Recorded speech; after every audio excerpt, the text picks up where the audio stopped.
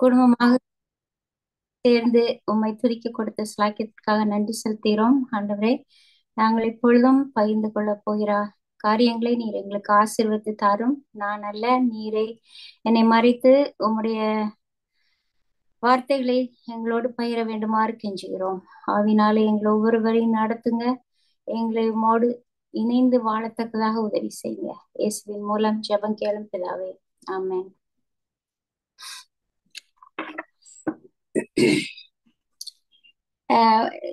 நீங்க அந்த டாபிக் பார்த்திருப்பீங்க.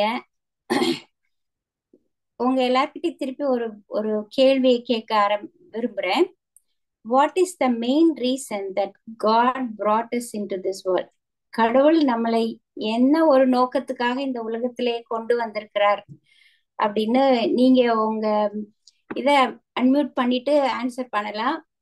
தயங்க வேண்டாம், எல்லா ஆன்சரும் கரெக்டா. சொல்லுங்க, ஏன் கடவுள் நம்மளை இந்த உலகத்திலே கொண்டு வந்தார்? நோக்கம் என்ன? முக்கியமான நோக்கம் என்ன? அவருடைய பிள்ளைகளா வாழ்றதுக்கு, அவருடைய நாமத்தை மகிமைப்படுத்துவதற்கு.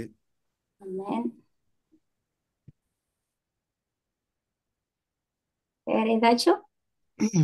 பரிசுத்தமுள்ள ஒரு தேவ சந்ததியை உருவாக்க. பரிசுத்தமுள்ள தேவ சந்ததியை, கரெக்ட். கடவுளுடைய சரித்திரத்தை பார்க்கும்போது மனுஷனை தன்னை போல சகல பிரிவிலேஜும் கொடுத்து படைக்கிறது சாத்தானு கூட தெரியாம ஒரு பரலோகத்தில் உள்ள ரகசியத்தினால்தான் அவர் ஒன்றும் சொல்லாமல் இருக்கும்போது சாத்தான் வச்சிருக்கான்.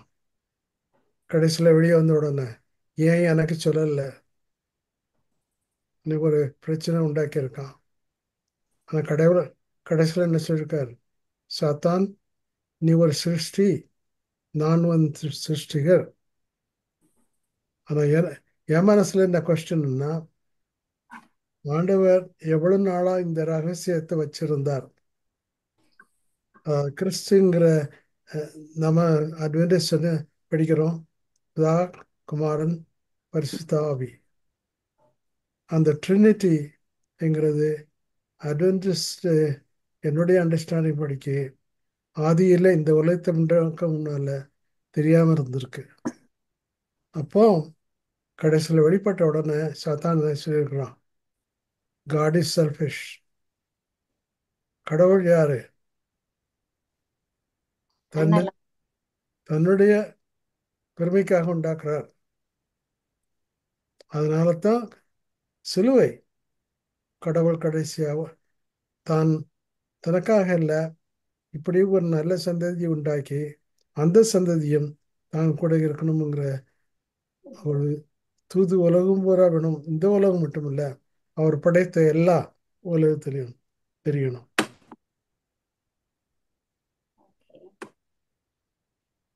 உங்களுடைய ஆன்சர்ஸ் எல்லாமே கரெக்ட். வேற யாராவது சொல்லணும்னா சொல்லுங்க, இல்லைன்னா நம்ம கடந்து போகலாம். நம்ம எல்லாரும் ஒரு விதமாக வேலை செய்கிறோம் இல்லையா? ஒரு கம்பெனியோ ஏதோ ஒரு இடத்துல நம்ம வேலை செய்யறோம். அந்த வேலை செய்யறதுக்கு அந்த கம்பெனில நம்ம சேரும்போது அந்த கம்பெனில ஒரு விஷன் இருக்கும், ஒரு மிஷன் இருக்கும். அந்த வார்த்தைகளை நீங்க கேள்விப்பட்டிருப்பீங்க, விஷன் அண்ட் மிஷன். இது ரெண்டு இல்லாம எந்த கம்பெனியும் என்ன செய்ய முடியாது, வேலை செய்ய முடியாது, முன்னேற முடியாது. இப்போ அமேசான் எடுத்துக்கிட்டா அவன் என்ன செய்வான்? அவனுக்கு ஒரு விஷன் இருக்கும், ஒரு மிஷன் இருக்கும்.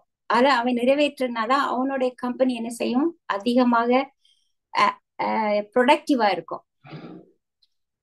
இப்போ இந்த விஷனோட மீனிங் நான் டிக்ஷனரியில பார்த்துட்டு இருந்தேன்.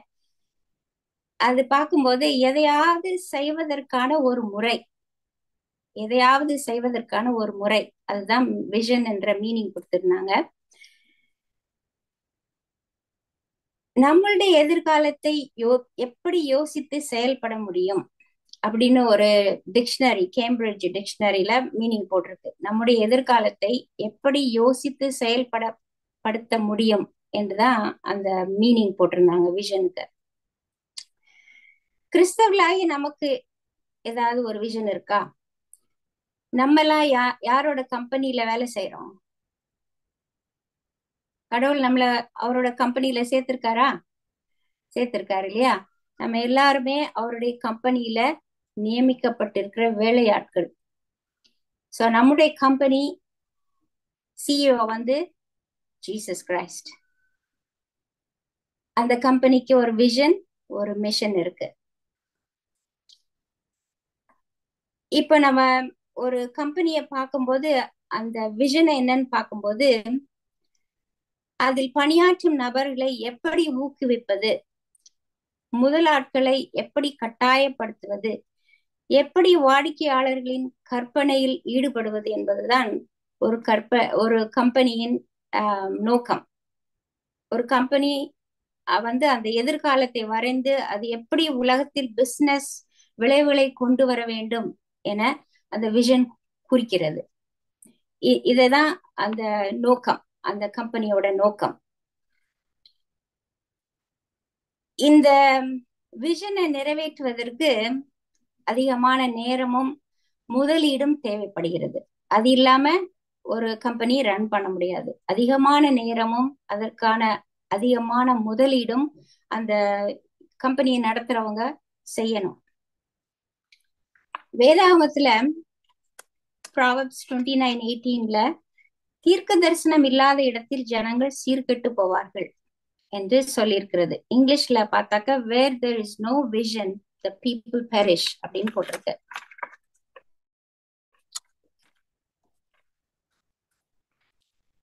இந்த நோக்கம் வந்து நம்ம அதுல சொன்ன மாதிரி ஒரு கம்பெனி வெற்றி அடைய வேண்டுமானால் அதற்கு ஒரு நோக்கம் இருக்க வேண்டும். அப்போதுதான் அது நீடித்து நிலைத்து நிற்கும்.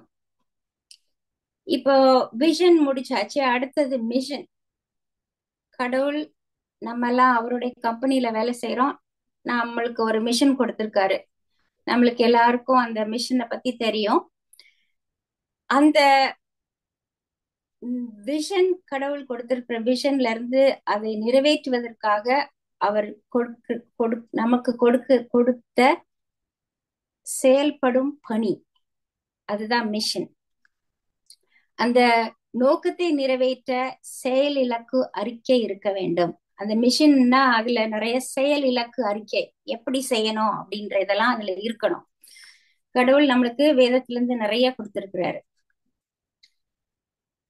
அந்த செயல் இலக்கு அறிக்கை ஒரு கம்பெனி தற்போது என்ன செய்து கொண்டிருக்கிறது என்பதை காண்பிக்கும். அந்த மிஷன் ஸ்டேட்மெண்ட்ல அந்த கம்பெனி தற்போது என்ன செய்து கொண்டிருக்கிறது என்பதை காண்பிக்கும். இந்த மிஷனை பாத்தீங்கன்னா அதுல 3 பார்ட்ஸ் இருக்கு, உறுப்புகள். அதாவது அந்த செயல் இலக்கு அறிக்கையில் 3 உறுப்புகள் உள்ளன மிஷன்ல. ஒண்ணு வாட் யூ டூ, என்ன செய்ய வேண்டும், எப்படி செய்ய வேண்டும், ஏன் செய்ய வேண்டும். What you do, how you do it and why you do it. இந்த 3 உறுப்புகளும் மிக முக்கியமான உறுப்புகள். இந்த 3 உறுப்புகளும் சரியாக செயல்படவில்லை என்றால் அந்த கம்பெனியுடைய நோக்கம் நிறைவேறாது. கிறிஸ்து நமக்கு செயலிலக்கு அறிக்கை கொடுத்திருக்கிறாரா? நம்மளுக்கு எல்லாருக்கும் தெரியும் மிஷன் ஸ்டேட்மெண்ட். மத்தேயு 28:19-20 தெரியும். மார்க் 16:15 நீங்கள் போய் சகல ஜாதிகளுக்கும் பிரசங்கித்து சுவிசேஷத்தை அறிவித்து அவங்கள பேப்டிசம் கொடுங்க அப்படின்ற ஒரு கமிஷன் நம்மளுக்கு மிஷன் கொடுத்திருக்கிறார் கடவுள். இந்த பிரசன்டேஷன்ல நான் இந்த மிஷனை பத்தி ஒரு 6 உறுப்புகளை விவரிக்க விரும்புகிறேன்.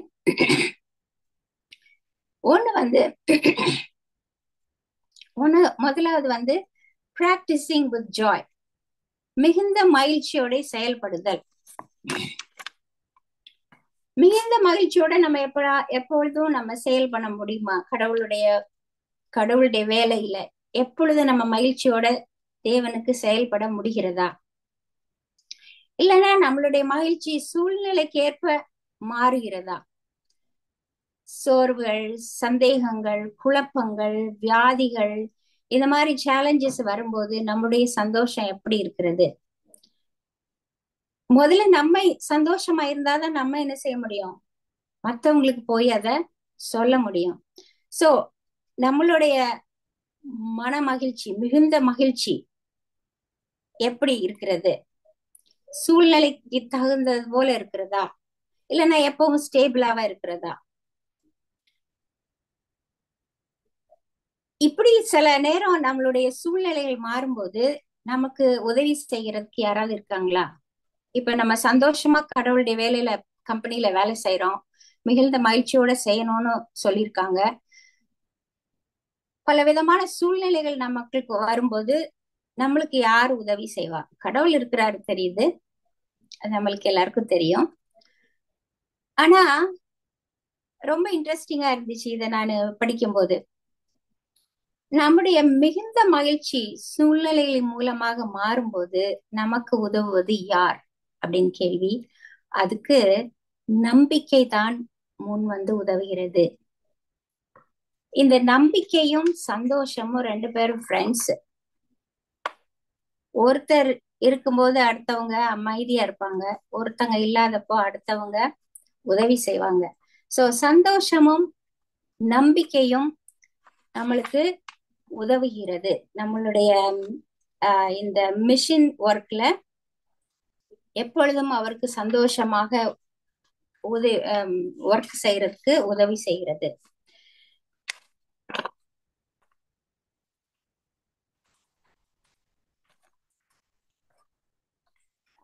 ரோமர் 5:3-4 போட்டிருக்கு. அது மாத்திரமல்ல, உபத்திரவம் பொறுமையும், பொறுமை பரீட்சையும், பரீட்சை நம்பிக்கையும் உண்டாக்குறது என்று நாங்கள் அறிந்து. சோ நம்மளுக்கு இந்த மாதிரி சோதனைகள் வரும் பொழுது நம்மளுக்கு நம்பிக்கை உதவி செய்கிறது.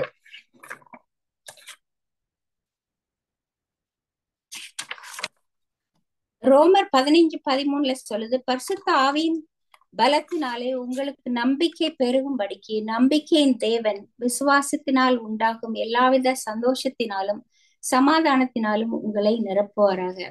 சோ நம்மளுக்கு அந்த மாதிரி சூழ்நிலைகள் வரும் பொழுது இயேசு கிறிஸ்து நமக்கு பலவிதமான வழிகளிலே நமக்கு அந்த நம்பிக்கையை கொடுக்கிறார். இயேசு கிறிஸ்து நமக்கு ஏன் இந்த மாதிரி பலவிதமான கஷ்டங்களை அனுமதிக்கிறார்? அவருடைய கம்பெனில நம்ம வேலை செய்யறோம், எல்லாம் ஸ்மூத்தா தானே போகணும், எதுக்கு நம்மளுக்கு கஷ்டங்கள் வரணும்? தமிழ்ல ஒரு பழமொழி உண்டு, தலைவலியும் காய்ச்சலும் அவங்களுக்கு வந்தாதான் தெரியும் அப்படின்னு சொல்லுவாங்க. அது உங்களுக்கு எல்லாருக்குமே தெரிஞ்சிருக்கும். எங்க அம்மா நான் சின்ன பிள்ளையா இருக்கும்போது தலைவலிக்குது தலைவலிக்குதுவாங்க. அது எனக்கு என்னன்னு சொல்றாங்கன்னே தெரியாது. தலைவலியா, என்னது தலைவலி? மாத்திரை போட்டுக்குவாங்க, படுத்துக்குவாங்க.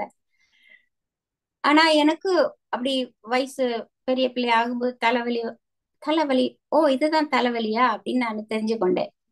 சோ தலைவலியும் காய்ச்சலும் நம்மளுக்கு வந்தாதான், மத்தவங்களுக்கு காய்ச்சலும் தலைவலியும் வரும்போது நம்ம அவங்களோட ரிலேட் பண்ண முடியும். அப்ப இந்த உபத்திரவங்கள் நமக்கு வரும்போது அது நமக்கு பிரயோஜனமா இருக்கிறது. ஏன்னா நம்ம அந்த உபத்திரவங்களில இருந்து கடவுளோட தொடர்பு வச்சிருக்கும் போது அந்த உபத்திரவங்களிலிருந்து நாம் சந்தோஷமாக நம்பிக்கையுடன் வெளிவரும்போது இன்னொரு சகோதரனோ சகோதரியோ அதே மாதிரி சேலஞ்சஸ் கோத்ரூ பண்ணும்போது நம்ம அவங்களுக்கு உதவி செய்ய முடிகிறது. அப்படி நம்ம அந்த எக்ஸ்பீரியன்ஸ் இருந்தோம்னா நம்மளும் மற்றவங்களுக்கு அந்த சூழ்நிலையில அவங்களுக்கு சந்தோஷத்தையும் நம்பிக்கையும் கொடுக்க முடியும். நம்ம எக்ஸ்பீரியன்ஸ் பண்ணலன்னா, இப்ப ஒருத்தங்க நோய்பட்டு வலியில இருக்கிறாங்க, அந்த வலி நம்ம அடிபட்டு இருந்தாதான் நம்மளுக்கும் தெரியும். அப்பதான் நம்ம போய், ஐயோ எனக்கு புரியுது நீங்க கஷ்டப்படுறது, நீங்க வலியில எப்படி இருக்கிறீங்க. ஃபைனான்ஸ் சிச்சுவேஷன் எடுத்துக்கிட்ட எக்ஸாம்பிள், நான் அந்த மாதிரி ப்ராசஸ்ல போயிருந்தாதான் நம்ம மற்றவங்களோட போய் ரிலேட் பண்ண முடியும். சோ நம்பிக்கையும் மகிழ்ச்சியும் நண்பர்கள். நான் சொன்ன மாதிரி மகிழ்ச்சி குறையும் போது நண்பன் நம்பிக்கை கை கொடுத்து உயர்த்துகிறார். நம்பிக்கை நாம் மகிழ்ச்சி குறைந்து போகாமல் தக்க வைக்கும். நம்மோடு பிரயாணம் செய்யும் மனிதர்களுக்கு நாம் மகிழ்ச்சியோடும் நம்பிக்கை கொடுக்க தேவனுக்கு செயல்பட வேண்டும். இரண்டாவது, impact someone positively in their life journey. நேர்மையான வழியில் ஒருவரை தாக்கம் செய்வது. இந்த இந்த இங்கிலீஷ்ல ப்ரிப்பேர் பண்ணிட்டு அதை தமிழ்ல டிரான்ஸ்லேட் பண்றதுக்கு எனக்கு கொஞ்சம் கஷ்டமா இருந்துச்சு. நான் நினைச்சேன் ஈஸியா சொல்லிடலாம் அப்படின்னு. பார்த்தா வார்த்தைகள் எல்லாம் கிடைக்கிறதுக்கு கொஞ்சம் கஷ்டப்பட்டேன். நேர்மையான வழியில் ஒருவரை தாக்கம் செய்வது. Impact someone positively in their life journey. நேர்மையான வழியில், நேர்மறையான வழியில் ஒருவரை நடத்துவதற்கு முன் என்னுடைய வாழ்க்கை எப்படி உள்ளது என்று நாம் யோசிக்க கடமைப்பட்டிருக்கிறோம். ஒரு நண்பர் தன்னுடைய வாழ்க்கையின் சவால்கள் மத்தியில் இருக்கும்போது நாம் எப்படி அவர்களை கணிக்கிறோம்? அவன் எங்க தேற போறான் அப்படின்னு நம்ம நினைப்போம். ஏன்னா எத்தனை தடவை நம்ம உதவி செஞ்சிருக்கோம். அவன் வந்து ஒன்னும் புரியுற மாதிரி இல்ல, அவனுக்கு ஒன்னும் மண்டையில ஏறுற மாதிரி இருக்கலாம், அவன் எங்க தேற போறான் அப்படின்னு நம்ம செலவிடுறோம். இல்லைன்னா நம்ம அவங்க வரும்போது அப்படியே நழுவி விடுகிறோம், அவாய்ட் பண்ணிடுறோம். நாம் நம்மை பெரிதாக நினைத்து கொண்டு அந்த நபரின் தோரணையை பார்த்து அல்லது அந்த நபர் எங்கே இருந்து வருகிறார் என்பதை அறிந்து நாம் அவர்களை கணித்து கடந்து போகிறோம். அப்படிப்பட்ட ஒரு வேலையாட்களாக தேவனுடைய கம்பெனியில நம்ம வேலை செய்ய முடியாது.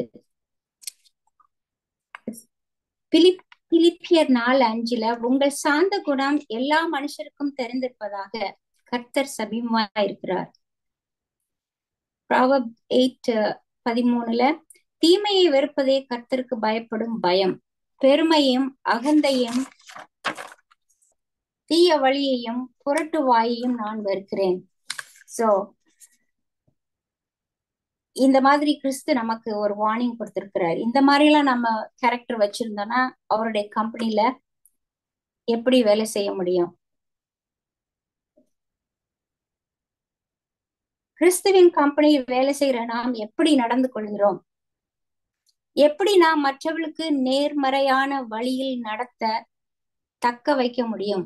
எப்படி அவங்கள பாசிட்டிவா இன்ஃப்ளூயன்ஸ் பண்ண முடியும்? நம்ம வந்து இப்படி இந்த மாதிரி தீமையான காரியங்களையும் பெருமையும் அகந்தையையும் தீய வழியையும் புரட்டு வாயும் உடையவர்களாக நம்ம அவருடைய கம்பெனியில வேலை செஞ்சோம்னா எப்படி நம்ம மத்தவங்களுக்கு பாசிட்டிவாக அவங்கள நடத்த முடியும்? தேவன் நம்மிடத்திலே அந்த ஆவியின் கனியை எதிர்பார்க்கிறார். நம்ம எல்லாருக்கும் தெரியும். ஆவியின் கனியோ அன்பு, சந்தோஷம், சமாதானம், நீடிய பொறுமை, தயவு, நற்குணம், விசுவாசம், சாந்தம், இச்சையடக்கம். இப்படிப்பட்டவர்களுக்கு விரோதமான பிரமாணம் ஒன்றுமில்லை. நம்ம அடிக்கடி இந்த ஆவியின் கனிகளை குறிச்சு வாசித்து நம்ம கிட்டத்துல அது இருக்குதா அப்படின்னு நம்ம நம்ம கடமைப்பட்டிருக்கிறோம். நம்மிடத்தில் இவள் காணப்படுகிறதா என்று நாம் ஆராய கடமைப்பட்டிருக்கிறோம். கிறிஸ்தவர்கள் என்று சொல்லிக் கொள்ளும் நாம் அந்நியர்கள் மத்தியில் எப்படி நடந்து கொள்கிறோம்? இந்த ஆவியின் கனி முதலாவது நம்மளை வீட்டுல தொடங்க வேண்டும். நாம் வேலை செய்ய இடங்களிலும், ஆலயங்களிலும், சமுதாயத்திலும், பக்கத்து வீட்டுகளிலும் ஆட்டோமேட்டிக்கா அது காணப்படும். முதல்ல வீட்டுல இருக்கணும். சகோதரி பிச்சு சொன்னாங்க, நான் கோவப்பட்டதே அவங்க பாக்கல அப்படின்னு சொல்லிட்டு. அத வந்து என் ஹஸ்பண்ட கேட்டு பார்க்கணும், நான் எவ்வளவு கோவப்படுறேன்னா இல்லையான்னு. அப்ப என்ன செய்யும் தெரியும். நம்மளுக்கு முக்காவாசி நேரம் நம்ம மத்தவங்களை பார்த்து, ஓ இவங்க ரொம்ப நல்லவங்க, ரொம்ப சாந்தமான பொண்ணு பையன் அப்படின்னு நம்ம சொல்றோம். நான் சொல்லுவேன், யாராவது உன்னை வந்து புகழ்றாங்கன்னா நீங்க போய் உங்க வீட்டுக்காரங்க கிட்ட, ஒய்ஃபு கிட்டயோ ஹஸ்பண்ட் கிட்டயோ கேளுங்க அவங்க எப்படிப்பட்டவங்கன்னு. அப்ப தெரியும் உண்மையான நம்மளுடைய கேரக்டர். சோ கடவுள் வந்து இந்த ஆவியின் கனியை நம்ம கொண்டவர்களாக அவருடைய கம்பெனியில வேலை செய்யும் போது எதிர்பார்க்கிறார். என்னுடைய அணுகுமுறை, என்னுடைய உரையாடல், என்னுடைய முகப்பாவனை எப்படி உள்ளது? நான் அவர்களை அணுகும் போது அல்லது அவர்கள் என்னை பார்க்கும்போது எப்படி என்னை பார்க்கிறார்கள்? இது ரொம்ப முக்கியம். ஒரு கம்பெனில வேலை செய்ய இந்த மாதிரி முரட்டுத்தனமா நம்ம வேலை செஞ்சோம்னா அடுத்த நாளே நம்மளுக்கு என்ன செஞ்சிருவாங்க? கொடுத்து நீ ரெசிக்னேஷன் கூட கிடையாது, ஃபயர் பண்ணிடுவாங்க, கம்பெனில இருந்து நம்மள விலக்கிடுவாங்க. ஆனா தேவனுடைய கம்பெனில நம்ம வேலை செய்யறோம், கடவுள் நம்மளையும் பொறுமையாக காத்து நம்மளை பக்குவப்படுத்துகிற வழியில அவரை நம்ம கொண்டு போயிட்டு இருக்கிறார். நான் தியாக உணர்வோடும் தாழ்மை உணர்வோடும் செயல்படுகிறேனா?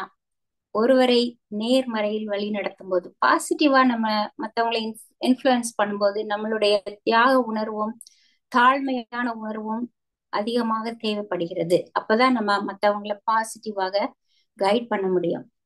மூணாவது, ப்ரொவைட் அ சேஃப் பேசேஜ், பாதுகாப்பான வழியை கொடுப்பது. பாதுகாப்பான வழியை எப்படி நம்ம கொடுக்க முடியும்? முதலாவது நம்ம பாதுகாப்பான வழியில இருக்கிறோமான்னு தெரிஞ்சாதானே நம்ம மத்தவங்களுக்கு பாதுகாப்பான வழியை கொடுக்க முடியும்.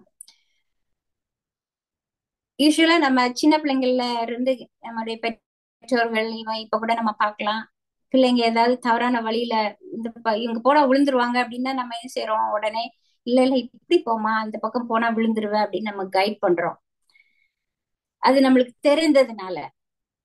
அதே போல கிறிஸ்தவ வாழ்க்கையிலும் நாம் மற்றவர்களுக்கு பாதுகாப்பான வழியை காண்பிக்கிறோமா? அதுக்கு முன்னாக நம்ம அந்த பாதையை கண்டுபிடித்திருக்கிறோமா? திட்டமாக நமக்கு அந்த பாதுகாப்பான வழி இதுதான் என்று தெரியுமா? இயேசு கிறிஸ்துவே வழி, பாதுகாப்பான வழி. எவ்வளவு திட்டமாக அவர்தான் ஒரு பாதுகாப்பான வழி என்று அறிந்திருக்கிறோம். நம்ம திட்டமா அதை சொல்ல முடியுமா? இயேசு கிறிஸ்து தான் ஒரே வழி, வேற வழியே கிடையாது. அந்த வழியை நம்ம ஃபர்ஸ்ட் அறிஞ்சிருக்கோமா? அப்பதான் நம்ம மத்தவங்களுக்கு காண்பிக்க முடியும். அவரை பற்றியும் அவருடைய பாதுகாப்பான வழியை பற்றியும் ஆழமாக அறிந்திருக்கிறோமா? அப்படி என்றால் அவர் கம்பெனியில் வேலை செய்யும் போது நான் அந்த பாதையை மற்றவர்களுக்கு காண்பிக்க ஏன் தயங்குகிறோம்?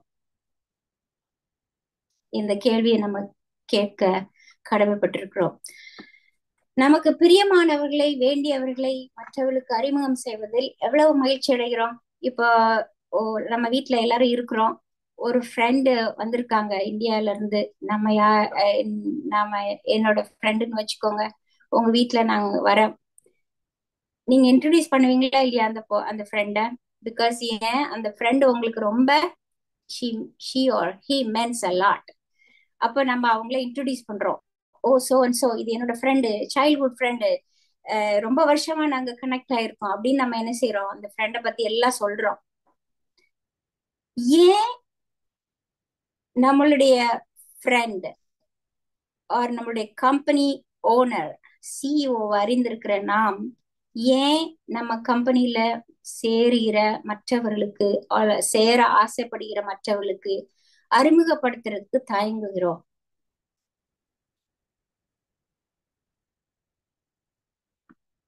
அந்த ஃப்ரெண்டை இன்ட்ரடியூஸ் பண்ணும்போது, இது என் க்ளோஸ் ஃப்ரெண்டுப்பா, நான் என்ன வேணாலும் செய்வேன், அவனுக்கு உயிரே கொடுப்பேன், அப்படிப்பட்ட க்ளோஸ் ஃப்ரெண்டு நாங்க அப்படின்னு நம்ம அறிமுகம் செய்யறோம். நண்பராக இயேசு கிறிஸ்துவை ஏன் நாம் நம் நண்பர்களுக்கு அறிமுகப்படுத்த தயங்குகிறோம்? அப்படி செய்தால் அந்த நண்பர்களையும் சொந்தத்தையும் அவர்கள் நம்மேல் வைத்திருக்கும் மரியாதையும் இழந்து விடுவோமோ என்ற ஒரு பயமா? நம் பெற்றோர் மூலமாக நமக்கு தெரிந்திருக்கிற எவ்வளவு நண்பர்கள் இருக்கிறாங்க, அவங்களுக்கு நம்ம இயேசு கிறிஸ்துவ பத்தி சொல்லியிருக்கிறோமா? அதை சொல்றதுக்கு ஏதாவது முயற்சி எடுத்திருக்கிறோமா? இல்லைன்னா ஐயோ வேண்டாம், அவங்களாம் பெரியவங்கப்பா, அவங்க கிட்ட எல்லாம் நம்ம சொன்னா அது எப்படி இருக்குமோ தெரியல, ஒருவேளை அவங்க என்னைய கட் பண்ணாலும் பண்ணிடுவாங்க அப்படின்னு நினைக்கிறோமா? என்ன முயற்சி எடுத்திருக்கோம்? இந்த கேள்வி எனக்கு உண்டு. எங்க அப்பா அம்மாவுக்கு நிறைய ஹிந்து ஃப்ரெண்ட்ஸ் எல்லாம் இருக்காங்க. எனக்கு டீச் பண்ண ஒரு டீச்சரோட இன்னும் கான்டாக்ட் இருக்கு. அவங்க எல்லாம் ஹிந்து கிறிஸ்டியனா இருந்து அப்புறம் ஹிந்துக்கு போயிட்டாங்க. சோ இந்த மாதிரி நம்ம தேவனுடைய கம்பெனில வேலை செய்கிற நாம் மற்றவர்களை குறித்து எவ்வளவு கவலைப்படுகிறோம்? அவங்களுக்கு நம்ம எப்படி சால்வேஷன் நம்மளுக்கு கடவுள் கொடுத்தாரோ அதே போல அவங்களுக்கும் கடவுள் கொடுக்குறேன்னு சொல்லியிருக்காரு. அதுக்காக நம்ம என்ன முயற்சி எடுக்கிறோம் என்று நாம் பார்க்க கடமைப்பட்டிருக்கிறோம். ரோமர் 10, 13, 14 ஆதலால் கர்த்தருடைய நாமத்தை தொழுது கொள்கிற எவனும் ரட்சிக்கப்படுவான், அவரை விசுவாசியாதவர்கள் எப்படி அவரை தொழுது கொள்வார்கள்? அவரை குறித்து கேள்விப்படாதவர்கள் எப்படி விசுவாசிப்பார்கள்? பிரசங்கிக்கப்படுகிறவன் இல்லாவிட்டால் எப்படி கேள்விப்படுவார்கள்?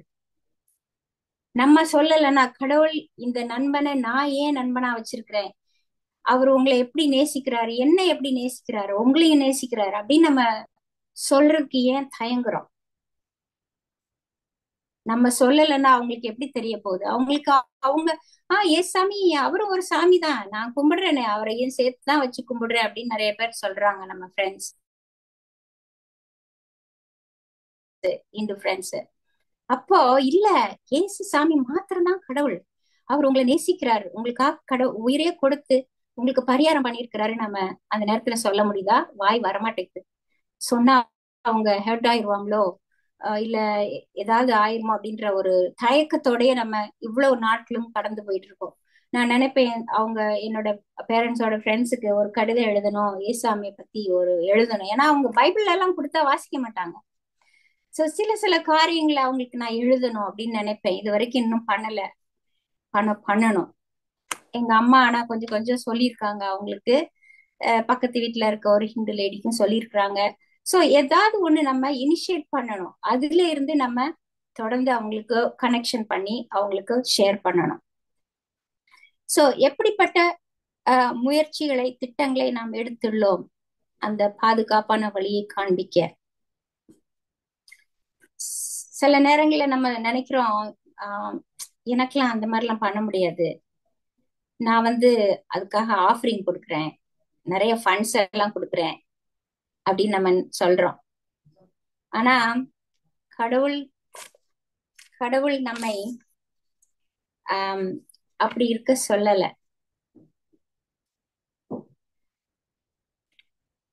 நாம் அவருக்கு காணிக்கைகள் மூலமாகவோ ஃபண்டு மூலமாகவோ இந்த காஸ்பல் ஒர்க் பண்றதுக்கு நம்ம செய்யலாம், நல்லதுதான். ஆனால் தேவன் அதிகமாக நம்மை செயல்பட நினைக்கிறார். இதுதான் பாதுகாப்பான வழி. இயேசு கிறிஸ்து தான் ரட்சிப்புக்கு ஒரே பாதுகாப்பான வழி என்று அவரை பற்றி கேட்டிருக்காத, அறிந்திருக்காத நபர்களுக்கு நாம் நாவால் அறிக்கை செய்ய வேண்டும்.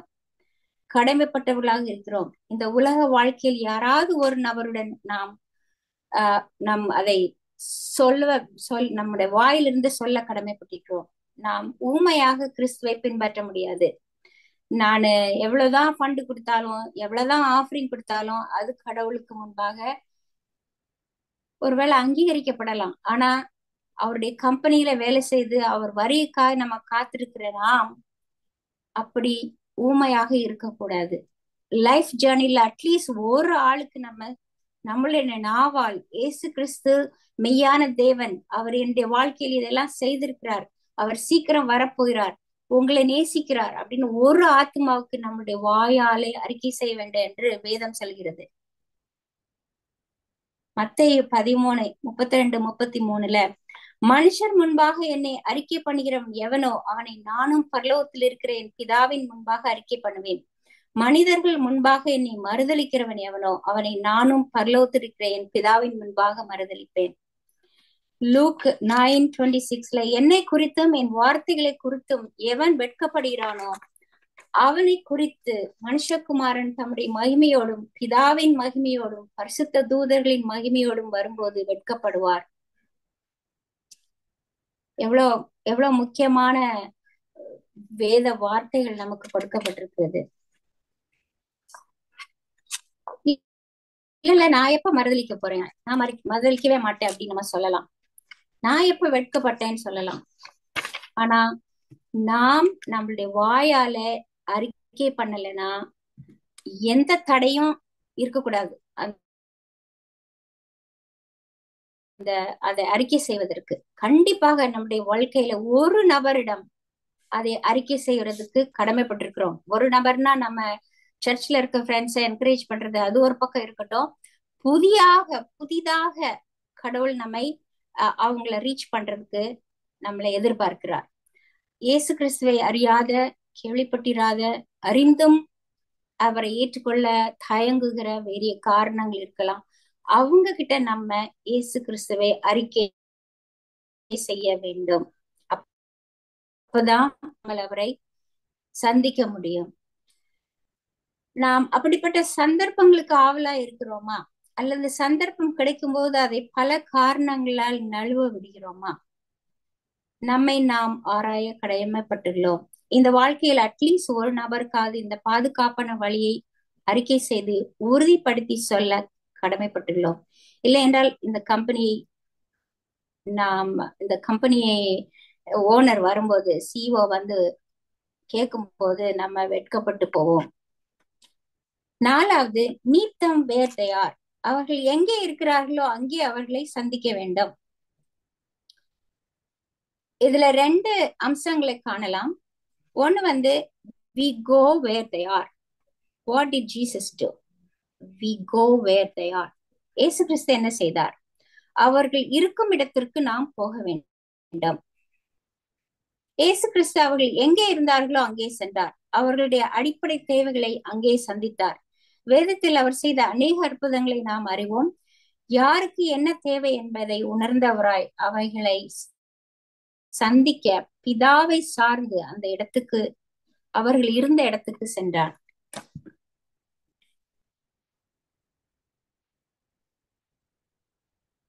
ப்ராவர்ப்ஸ், நீதிமொழிகள் 3:28 சொல்லுகிறது, உன்னிடத்தில் பொருள் இருக்கையில் அயலானை நோக்கி நீ போய் திரும்ப நாளைக்கு வா தருவேன் என்று சொல்லாதே. நாம் 4 பேரிடத்துல போய் விசாரிச்சு கொடுக்கலாமா, கொடுக்க கூடாதா, செய்யலாமா, இது செஞ்சாவன் பிரயோஜனப்படுவானா என்று யோசித்து அப்புறமா அதை பின்ன மறந்தே போயிடுறோம். அல்லது அந்த நபரை தட்டி அலைக்கழித்து போடுகிறோம். அது கிறிஸ்துவின் பார்வையில் சரியில்லை.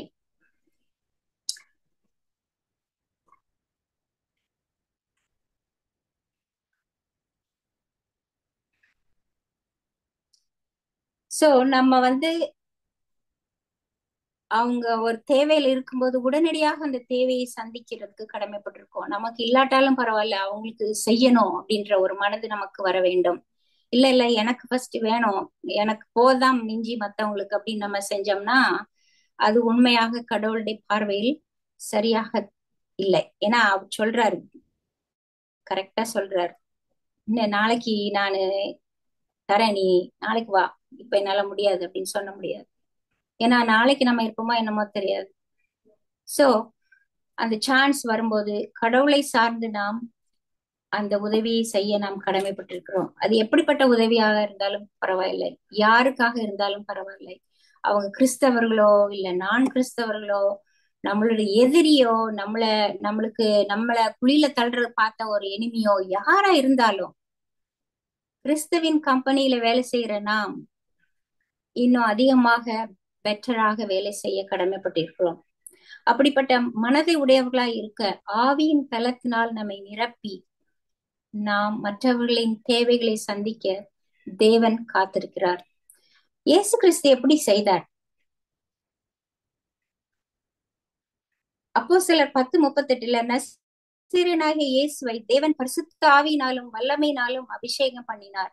தேவன் அவருடனே கூட இருந்தபடியினால் அவர் நன்மை செய்கிறவராயும் பிசாசின் வல்லமையில் அகப்பட்ட யாவரையும் குணமாக்குகிறவராயும் சுற்றித் திரிந்தார். நம்ம வந்து மத்தவங்களுக்கு உதவி செய்யறதுல எப்படி இருக்கோம்? நம்ம கிட்ட நிறைய இருக்கு, அதனால நான் செய்யலாம் அப்படின்னு நினைக்கிறோம். கடவுளை சார்ந்து அவருடைய ஆவியின் வல்லமையினாலே நாம் அபிஷேகம் பண்ணப்படாமல் மற்றவர்களுக்கு நாம் உதவி செய்யும் போது அது வந்து கடவுளுடைய பார்வையில அது ஒரு நன்மையான ஒரு வேலையாக இல்லை. கடவுளை இயேசுசாமி எப்படி அவரு கடவுளாய் இருந்தும் மனிதராக பிறந்து எப்படி பிதாவை அவர் சார்ந்து நன்மையான காரியங்களை செய்தாரோ அதே போல நாமும் அவர் கொடுத்திருக்கிற இந்த மிஷன் ஒர்க்ல அவருடைய கம்பெனியில அப்படியாக செய்ய தேவன் எதிர்பார்க்கிறார். 2வது பாகத்துல meet them where they are in their spiritual walk. ஆவிக்குரிய வாழ்க்கையில் அவர்கள் இருக்கும் இடத்தில் நாம் அவர்களை சந்திக்க வேண்டும். நாம் அவர்கள் இருக்கும் லெவலுக்கு சென்று அவர்களுக்கு உதவாமல் நாம் இருக்கும் நிலைக்கு அவர்கள் இருப்பார்கள் அல்லது இருக்க வேண்டும் என்று முதலில் நினைக்க கூடாது. வேதாகமத்தில் யோவான் எழுதின 21ஆம் அதிகாரத்திலே பேதுருவை குறித்து பார்க்கலாம். நம்ம எல்லாருக்கும் தெரிந்த ஸ்டோரி தான். 3 முறை பேதுரு தேவனை மறுதலித்தார். இயேசு மரித்த பின் உயிர் தெழுந்து அநேகருக்கு தம்மை வெளிப்படுத்தினார். கொஞ்ச நாளைக்கு முன்னாடி தான் இந்த இன்சிடென்ட் எல்லாம் நடக்குது. பேதுரு இயேசாமிய மறுதலிக்கிறார், 3 தடவை மறுதலிச்சிட்டார். இப்ப இயேசு கிறிஸ்து உயிர் தெழுந்த பின்ன அவரு அநேகருக்கு வெளிப்படுத்தினார். பேதுருவும் இன்னும் மற்றவர்களும் சேர்ந்து மீன் பிடிக்க போயிட்டாங்க.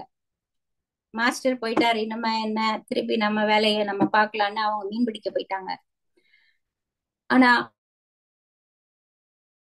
அவர்களுக்கு இயேசு தம்மை வெளிப்படுத்தினார். 3 முறை அவரை மறுதலித்த பேதுருவின் உள்ளத்தை தேவன் அறிந்திருந்தார். அதனாலதான் கேட்கிறாரு, பேதுருவே என்னை நேசிக்கிறாயா என்று 3 முறை கேட்கிறார். கொஞ்ச நேரம் எப்படி இருந்திருக்கும்னு பாத்துக்கோங்க. கொஞ்ச நாளைக்கு முன்னாடிதான் பேதுரு இயேசுவை மறுதலிச்சாரு. நான் உங்களோட ரெடியா இருக்கேன் சாகிறதுக்கு கூட அப்படின்னு சொன்னாரு. கடைசியில மறுதலிச்சுட்டு போயிட்டாரு. இப்ப ஏசாமி அவங்கள பார்த்து, பேதுருவே என்னை நேசிக்கிறாயா என்று 3 தடவை கேட்கிறார். எப்படி இருந்திருக்கும் பாருங்க. கடவுளை, என்ன இவரு இப்படி எல்லாம் கேள்வி கேட்கிறாரு? நான் இப்பதான் அவரை மறுதலிச்சேன், என்னை ஏதோ மன்னிச்சிட்டாரு போல, இப்ப என்னடானா என்னை நேசிக்கிறாயான்னு கேட்கிறாரு. எவ்வளவு சங்கடம் பட்டிருப்பாரா இருக்கும்.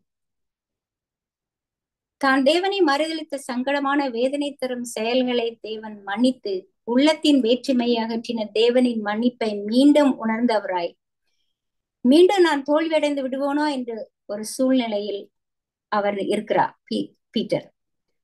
3வது முறையாக இயேசு, பேதுருவே என்னை நேசிக்கிறாய் என்று கேட்கிறார். ஏன் 3 முறை கேட்டார்? தன்னுடைய அன்பை அவர் உணர வேண்டும் என்று இயேசு கிறிஸ்து விரும்பினார். பேதுருவின் மனநிலைக்கு வந்தார். அவர் எந்த நிலையில் அப்போது இருக்க வேண்டும் என்று அவர் எதிர்பார்க்கவில்லை. நான் உன்னை 3 தடவை மன்னிச்சிட்டேன், நீ என்ன தயங்குகிற சொல்றதுக்கு அப்படின்னு அவர் நினைக்கல. அவருடைய மனநிலையை அறிந்து அந்த நிலைக்கு தன்னை கொண்டு போய் அவரோட ரிலேட் பண்றாரு. நாமும் மற்றவர்களை அணுகும் போது அவர் மனநிலைக்கு ஏற்ப அவர்களை சந்திக்க வேண்டும். நம்ம நினைக்கிறோம், நம்ம அட்வான்டேஜ், எல்லா மெசேஜும் எனக்கு தெரியும், எலன் ஒயிட் புக்ஸ் எல்லாம் தெரியும், எல்லா டாக்டரின்ஸும் தெரியும், நான் சர்ச்சுக்கு போறேன், ஆஃபரிங் கொடுக்குறேன், எவ்வளவு மினிஸ்ட்ரி பண்றேன், எவ்வளவு பிரேயர் எல்லாம் பண்றேன் அப்படின்னு நம்ம நினைச்சிட்டு நம்மளை விட ஆவிக்குற குறைவில இருக்கிறவங்களை கண்டு நாம் அற்பமாக எண்ணக்கூடாது. அவங்க மனசுல அவங்க என்ன கோத்ரூ பண்றாங்கன்னு நம்மளுக்கு தெரியாது. அதை நம்ம உணர்ந்து இயேசு கிறிஸ்துவோட நம்ம கனெக்ட் ஆகி எப்பொழுதும் மற்றவர்களுக்கு நாம் அவர்களுடைய நிலையில போய் அவர்களை சந்திக்க கடமைப்பட்டிருக்கிறோம். 5வது, connect with them in a meaningful way. அர்த்தமுள்ள தொடர்பு கொள்ளுதல். தருணம் கிடைத்தும் நாம் ஒருவரோடு ஒருவர் தொடர்பு கொள்ளுதல் எவ்வளவு முக்கியமானது. நண்பர்களை தானாக உருவாக்குதல் ஒரு காரியம் அல்ல. நண்பர்களை நம்ம உருவாக்குறது ஒரு ஈஸியான வேலை, ஜாப் கிடையாது. அது நடக்கவும் நடக்காது. ஒரு அம்மா ஒரு போதகருக்கு சொல்லியிருக்காங்க, அவங்க இளம் போதகர், நண்பர்கள் வேண்டும் என்றால் நாம் நண்பனாக இருக்க முயல வேண்டும் என்று அந்த அம்மா அந்த ப்ரீச்சருக்கு சொன்னாங்களாம். சின்ன பிள்ளைங்கள ஸ்கூல்ல ஞாபகம் இருந்திருக்கும் நீங்களாம். ஒரு பிள்ளை இல்ல ஒரு பையன் ஃப்ரெண்ட்ஸா இருப்பாங்க. கொஞ்ச நேரத்துல நான் உன் ஃப்ரெண்டு கிடையாதுன்னு இன்னொருத்தவங்க கூட போவாங்க. எனக்கு அப்படி அந்த மாதிரி ஃப்ரெண்ட்ஸ் சொன்னாங்கன்னா எனக்கு கொஞ்சம் ஜெலசி ஃபீலிங் வரும். சோ நாம் நண்பர்களாக இருக்க முயல வேண்டும் மற்றவர்களோடு. அப்பதான் நம்மளுக்கு நண்பர்கள் கிடைப்பார்கள். இயேசு சாமியை பத்தி நம்ம மற்றவர்களுக்கு சொல்லணும்னா, நீங்க இந்த கம்பெனி, இந்த காஸ்கோ இல்ல பிஜே இந்த கிளப்புக்கெல்லாம் போனீங்கன்னா அந்த போனு ப்ரமோஷனு இல்லைன்னா சோப்பு ப்ரமோஷன் ஏதாவது நிறைய இருக்கும். அவங்க அப்படியே நம்மகிட்ட உடனே இந்த சோப்பு வாங்குங்களேன் நல்லா இருக்கும் அப்படின்னு சொல்ல மாட்டாங்க. கொஞ்சம் அவங்க இன்ட்ரோடக்ஷன் பண்ணுவாங்க. நீங்க என்ன சோப்பு யூஸ் பண்றீங்க, நீங்க இந்த ப்ராடக்ட் வச்சிருக்கீங்களா, எப்படி இருக்காது உங்களுக்கு, அந்த மாதிரி ஒரு இன்டராக்ஷன் பண்ணுவாங்க. ஈவன் ஜாப்ல கூட டாக்டர்ஸ் வந்த உடனே என்னாச்சு உனக்கு அப்படின்னு சொல்ல கேட்க மாட்டாங்க. அவங்களோட ரிலேட் பண்ணுவாங்க. எங்க இருந்தாங்கன்னா அவங்ககிட்ட, உன்னோட ஹாபி என்ன, நீ ஃபுட்பால் விளையாடுவியா, பாஸ்கெட் பால் விளையாடுவியா அப்படின்னு அப்படி கேட்டுட்டு அவங்க கிட்ட லைக் தே கெட் ஃப்ரெண்ட்லி. அப்ப அந்த பேஷண்ட்க்கு ஒரு என்னோட ஆசை, என்னோட இதை இவரு தெரிஞ்சுக்கிறதுக்கு என்னோட பேசுறாரு. நேரா வந்து, ஏன் எதுக்கு வந்த ஹாஸ்பிட்டலுக்கு, என்னாச்சு, உன்னால நீ பார்க்க முடியாதா அப்படின்னு நம்ம கேட்காம அவங்களோட ரிலேட் பண்ணி அவங்க கிட்ட பேசி ஒரு ஃப்ரெண்ட்ஷிப், ஒரு கான்ஃபிடென்ஸை உருவாக்கி தென் they treat the patient. அப்ப நம்ம கம்பெனில எப்படி இன்னும் நம்ம பண்ணணும்னு நம்ம இது மூலமா தெரிஞ்சுக்கலாம். நண்பர்கள் வேண்டுமென்றால் நாம் நண்பராக இருக்க முயல வேண்டும். மற்றவர்களோடு தொடர்பு கொள்ளுதல் நமக்கு ஆரோக்கியம் தரும். ஸ்டடி ப்ரூவ் பண்ணிருக்கு. அது நீண்ட நாள் வாழ்வதற்கு உதவுகிறதா. பெரிய அளவில் செய்த ஒரு ஸ்டடியில உடற்பயிற்சி இல்லாம இருந்தோம்னா நம்மளுக்கு எவ்வளவு கெடுதியோ, அதே போல நண்பர்கள் இல்லைன்னா அதே அளவு கெடுதி நம்மளுக்கு இருக்காம். நண்பர்கள் இல்லாம நம்ம வாழ்ந்தோம்னா, கனெக்ஷன் இல்லாம வாழ்ந்தோம்னா 2 முறை ஒபிசிட்டி ஈக்குவல் டு 2 முறை ஒபிசிட்டி. 2 முறை ஒபிசிட்டி. இப்ப நான் 40 பவுண்டு, ஐ மீன் 50-60 கேஜி இருக்கிறேன்னா எனக்கு ஒரு நண்பர்களும் இல்ல, நான் நண்பராகவும் முடியாது, நண்பராக இருக்கவும் முடியாது அப்படின்ற ஒரு மனப்பான்மையோட நம்ம வாழ்ந்தோம்னா அது 160 கேஜி வெயிட்டுக்கு ஈக்குவலாம். அப்ப அது எனக்கு எவ்வளவு கெடுதி என்னன்னு பாத்துக்கலாம். அந்த மாதிரி ஸ்டடி பண்ணிருக்காங்க. அதே போல புகைப்பிடிப்பதும் இல்லைன்னா ஆல்கஹால் குடிக்கிறதும் தனிமையாக இருப்பதற்கு சமமா. தனிமையாக நம்ம வாழும்போது அது equal to drinking alcohol and smoking. நான் ஸ்மோக் பண்ண மாட்டேன், நான் குடிக்க மாட்டேன், யாரு எனக்கு வேண்டாப்பா, நான் மட்டும் இருந்தா போதும், நானும் என் குடும்பமும் என் பிள்ளைங்களும் போதும், யாரும் வேண்டாம், அந்த உலகத்துல எல்லாம் இப்படிதான் ஏமாத்துறவங்களா இருக்காங்க அப்படின்னு நம்ம தனியா உட்கார்ந்துட்டு இருந்தோம்னா that is bringing mortality, நோயுறும் தன்மையையும் சீக்கிரமாக மறிக்கும் தன்மையும் நம்ம மேலே போட்டுக் கொள்கிறோம். அதற்கு ஈக்குவலா நீங்க உதவி செய்யும் போது, மத்தவங்களுக்கு உதவி செய்யும் போது ஃபீல் பண்ணிருக்கீங்களா உங்க உடம்புல?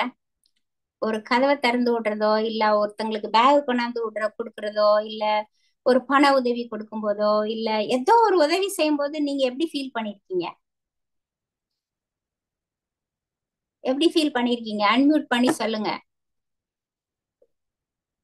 சந்தோஷமா இருக்கும். ஆமா, சந்தோஷமா இருக்கும்.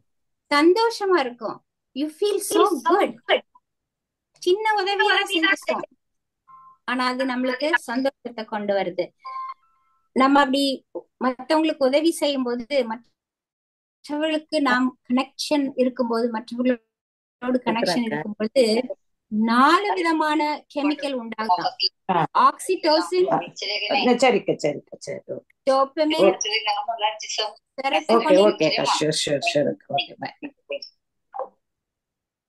and endorphin. 4 விதமான கெமிக்கல் உண்டாகிறதா. இந்த ஆக்சிடோசின் கேள்விப்பட்டிருப்பீங்க. ஆக்சிடோசின் அது வந்து expresses anxiety and fear. இந்த ஆக்சிடோசின் வந்து நம்மளுடைய சர்க்குலேட்டரி சிஸ்டம், ஹார்ட், எல்லா பிளட் வெசல்ஸ் எல்லா இடத்துலயும் அந்த ரிசப்டார்ஸ் இருக்குதான். இந்த ஆக்சிடோசின் ரிலீஸ் பண்ண உடனே அந்த ஆக்சிடோசின் போய் அந்த ரிசப்டார்ல போய் இணைந்த உடனே உடம்புல ஒரு பெரிய மாற்றம். பிளட் நல்லா போகும், பிளட் ப்ரெஷர் குறையும், நம்மளுடைய ஃபியர் அண்ட் ஆன்சைட்டி குறையும் அப்படின்னு ஸ்டடி சொல்லுது. இன்னொரு ஹார்மோன் டோபமின் சொன்னேன், ஃபீல் குட் கெமிக்கல். இந்த டோபமினும் உருவாகுது. You feel so good because நம்ம பாடியில அந்த டோபமின்ற கெமிக்கல் ரிலீஸ் ஆகுது. இன்னொன்னு செரட்டோனின், மூட் ரெகுலேட்டர். நம்மளுக்கு சில நேரம் இரிட்டபிளா இருப்போம், ரொம்ப மூடியா இருப்போம். ஏன் காரணம்னா நம்ம உடம்புல செரட்டோனின்ற அந்த கெமிக்கல் கம்மியா இருக்குது. So it regulates the mood. இன்னொன்னு ரொம்ப ஆச்சரியமானது என்டார்பின்ஸ். என்டார்பின்ஸ் வந்து நீங்க மார்பின் அதெல்லாம் கேள்விப்பட்டிருப்பீங்க. மார்பின், பெர்கோசெட், கோடின், அந்த மாதிரிலாம், இந்த மாதிரி நார்காட்டிக்ஸ், பெயின் ரிலீவர்ஸ். இது வந்து நேச்சுரலா நம்ம பாடியில இருக்கு. Endorphins it's a pain killer. இதெல்லாம் நம்ம பாடியில இருந்து ரிலீஸ் ஆகுதான். இப்படிப்பட்ட ஒரு நல்ல ஒரு ஆசீர்வாதத்தை நம்ம கடவுள் கொடுத்திருக்கும் போது, இந்த நல்ல தொடர்பு இல்லாம இருந்து இந்த ஆசீர்வாதங்கள் எல்லாம் நம்ம இழந்தவர்களாக காணப்படுகிறோமா? அவருடைய கம்பெனில நம்ம வேலை செய்யறோம், எப்படி இதை நாம் நமக்கு பயன்படுத்தி மற்றவர்களுக்கும் அதை ஆசீர்வாதமா இருக்க எப்படி இருக்கும்னு யோசித்து பாருங்க. அதே மாதிரி நம்ம எப்படி ஃபீல் பண்றோமோ அதே மாதிரி ஹெல்ப் ரிசீவ் பண்றவங்களும் என்ன செய்யறாங்க, ஃபீல் பண்றாங்க. அவங்களுக்கும் அது ஆசீர்வாதமாக இருக்கிறது. ரோமர் 12:10 சகோதர சிநேகத்திலே ஒருவர் மேல் ஒருவர் பட்சமாயிருங்கள், கனம் பண்ணுகிறதிலே ஒருவருக்கு ஒரு முந்திக் கொள்ளுங்கள். அப்படி செய்யும் போது நாமும் மற்றவர்களும் பயனடைகிறோம். கடைசியாக delivering care with wisdom and good intention, நல்லெண்ணத்தோடும் பராமரிப்பு வழங்குதல், ஞானத்தோடும் நல்லெண்ணத்தோடும் பராமரிப்பு வழங்குதல். இந்த விஸ்டம் நம்ம வாசிச்சோம். யாக்கோபு 3:13-18 இந்த ஸ்கிரிப்சர் ரீடிங்ல இருந்து வாசித்தோம். நம்ம வீட்டுல போய் திருப்பி அதை வாசித்து பாருங்க. அந்த விஸ்டம் இதுல இருந்து கிடைக்குது. தேவனிடத்திலிருந்து, தேவனுடைய வசனத்திலிருந்து நம்மளுக்கு இந்த விஸ்டம் கிடைக்குது. சோ நல்லெண்ணத்தோட ஞானத்தோட அந்த பராமரிப்பை நாம் மற்றவர்களுக்கு வழங்க தேவன் கடமைப்பட்டிருக்கிறார். நான் இதை என்ன டிரான்ஸ்லேட் பண்ணல, இங்கிலீஷ்ல சொல்றேன். To deliver care with wisdom, we need to receive wisdom from Holy Spirit so that we can allow God to work in us and through us. We cannot do it if we are not ready and be prepared. We must consciously bring ourselves away from distractions and preferably a quiet place. Staying connected with God, we gain wisdom to deliver care for others. God expects us to deliver the care cheerfully, always, without judging the outcome. அது ரொம்ப important. 2 கொரிந்தியர் 9:7 every man according to what he has purposed in his heart, so let him give, not grudgingly or out of necessity. God loveth the cheerful giver. நம்ம நினைக்கிறோம் இந்த வசனம் offering கொடுக்கறதுக்கு மாத்திரம்தான் அப்படின்னு ஒருவேளை நினைப்போம். ஆனா கம்பெனில வேலை செய்யற நம்ம எல்லாருமே அப்படிப்பட்ட ஒரு சேர்ஃபுல் கிவரா இருக்கணும் மற்றவர்களுக்கு. நம்மளுடைய இன்டென்ஷன் என்னவா இருக்கு மத்தவங்களுக்கு சர்வ் பண்றது? Can be pick whom I should serve. நம்ம கம்பெனில ஆளுங்க போயிட்டு இருக்காங்க.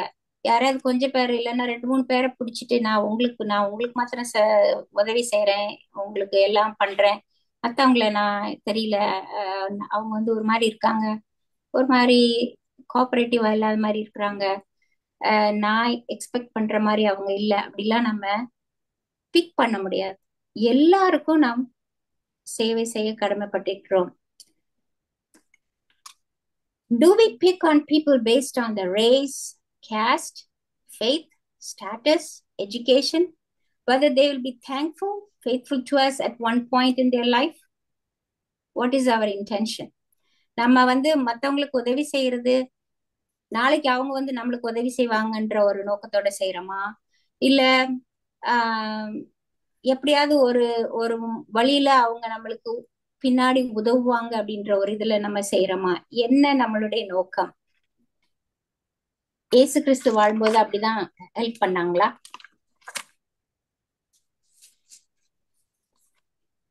சோ பை த டைம் ஆகுதுன்னு எனக்கு சொல்றாங்க, சாரி. சோ இந்த ஆறு உறுப்புகளை நம்ம கேள்வி கேட்டோம். இதெல்லாம் உங்களுக்கு எவ்வளவு மனசுல இருக்குன்னு தெரியாது. நான் ஃபர்ஸ்ட் கேட்ட கேள்வி why God brought us into this world, main reason அப்படின்னு கேட்டிருந்தேன். இப்ப இதெல்லாம் நம்ம கேட்டோம். So by now we must know the main reason that God brought us into this world. Friends, He has given us this good news of salvation by giving His life, shedding His blood for our sins and your sins. In our place, He died on the cross. He was resurrected and coming back again soon as King of Kings and Lord of Lords. Are we ready to participate in the marriage supper of the Lamb? Or are you going to be empty-handed? அந்த கம்பெனியை நடத்தின தலைவர் CEO சீக்கிரமா வரப்போறார். வேலையாட்கள் எப்படி வேலை செஞ்சிருக்காங்கன்னு வந்து பாக்குறதுக்கு வராரு. சீக்கிரமாக வந்து அவங்கள எல்லாம் கூட்டிட்டு போய் அந்த மேரேஜ் சப்பர்ல இன்வால்வ் பண்ணணும்னு நினைக்கிறாங்க எஸ் சாமி. Only those who are faithful to him will be called. அவர் கம்பெனில வேலை செய்யற நாம் எப்படி வேலை செய்து கொண்டிருக்கிறோம்? அவர் வரும்போது நாம் எப்படி அவரை சந்திக்க போகிறோம்? வெறுங்கையா சந்திக்க போறோமா? ஒரு பர்த்டே செலிப்ரேஷனோ இல்ல ஒரு வெட்டிங்கோ நம்ம போகும்போது வெறுங்கையா போறோமா? ஏதாவது ஒரு gift வாங்கிட்டு போறோம் இல்லையா? அதுவும் நம்மளுக்கு ரொம்ப வேண்டியவங்களா இருந்தா ஒரு நல்ல gift, காஸ்ட்லியான gift வாங்கிட்டு போவோம். இல்ல சும்மா தெரிஞ்சவங்க அப்படின்னா ரொம்ப ஸ்பெண்ட் பண்ண மாட்டோம். அந்த மாதிரி எல்லாம் நம்ம செய்வோம் இல்லையா? எப்படி ஆயிலும் ஒரு gift நம்ம கையில எடுத்துட்டு போவோம். வெறும் கையாக நம்ம போக மாட்டோம். அந்த சிஓ வராரு, நம்மளுக்கு ரிவார்ட் கொடுக்கறதுக்கு வராரு. நாம் எப்படிப்பட்ட வேலைகளை நாம் செய்து கொண்டிருக்கிறோம்? அவருடைய மிஷனை நாம் அக்கம்ப்ளிஷ் பண்ணிட்டு இருக்கோமா? அவர் வரும்போது நாம் அவருக்கு என்ன கிஃப்டை கொடுக்க போகிறோம்? எவ்வளவு காஸ்ட்லியான கிஃப்டை கொடுக்க போறோம்? அப்பொழுது திரளான ஜனங்களிடம் ஆரவாரம் போலவும் பெருவெள்ள இரைச்சல் போலவும் பலத்த இடி முழக்கம் போலவும் ஒரு சத்தம் உண்டாகி, அல்லேலூயா, சர்வ வல்லமையுள்ள தேவனாய கர்த்தர் ராஜபாரம் பண்ணுகிறார். நாம் சந்தோஷப்பட்டு களி கூர்ந்து அவருக்கு துதி செலுத்த கடவோம். ஆட்டுக்குட்டியானவருடைய கல்யாணம் வந்தது, அவருடைய மனைவி தன்னை ஆயத்த பண்ணினாள் என்று சொல்ல கேட்டேன். சுத்தமும் பிரகாசமுமான மெல்லிய வஸ்திரம் தரித்து கொள்ளும்படி அவளுக்கு அளிக்கப்பட்டது. அந்த மெல்லிய வஸ்திரம் பரிசுத்தவான்களுடைய நீதிகளே. இன்னும் அவன் என்னை நோக்கி, ஆட்டுக்குட்டியானவரின் கல்யாண விருந்துக்கு அழைக்கப்பட்டவர்கள் பாக்கியவான் என்று எழுது என்றான். மேலும் இவைகள் தேவனுடைய சத்தியமான வசனங்கள் என்று என்னுடனே சொன்னான். So, my friends, believers, கடவுள் நமக்கு இந்த பெரிய வேலையை கொடுத்திருக்காங்க அவருடைய கம்பெனில. நம்ம எப்படி இவ்வளவு நாள் செய்து கொண்டிருக்கிறோம்? எதுவும் மாற்றங்கள் செய்ய வேண்டுமா? டே ஆஃப்டர் டே அதே மாதிரி நம்ம நடந்து கொள்ள முடியாது. நாம் இம்ப்ரூவ் பண்ணாதான் நம்முடைய கம்பெனில அநேகமான மற்ற கஸ்டமர்ஸை சந்திக்க முடியும். நம்ம கம்பெனில அவங்கள இழுக்க முடியும். அப்படிப்பட்ட ஒரு நல்ல ஒரு வேலையாட்களாக நாம் இருந்து கடவுள் கொடுத்த நம்மளுடைய மிஷனை நாம் நிறைவேற்ற கடமைப்பட்டிருக்கிறோம். அவர் வரும்போது நாம் வெட்கப்படாதபடிக்கு, அவரை நாம் வெறும் கையாக காணாதபடிக்கு அநேக ஆத்துமாக்களோடு நாம் அவரை சந்திக்க ஆயத்தமா இருக்க வேண்டாம். அப்படிப்பட்ட கிருபையை தேவன் நமக்கு கொடுப்பாராக. ஆமென்.